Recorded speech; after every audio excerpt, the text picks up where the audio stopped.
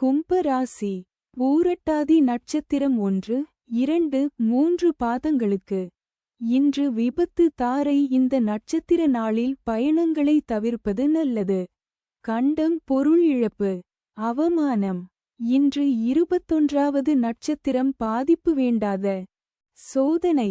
இன்று சந்திரன் பலம் 100% உள்ளது. பஞ்சபட்சி பலன். தேய்பிறை பஞ்சமி. செவ்வாய்க்கிழமை. வடுபட்சி தினம். முடிந்தவரை சுபம் விலக்கவும்.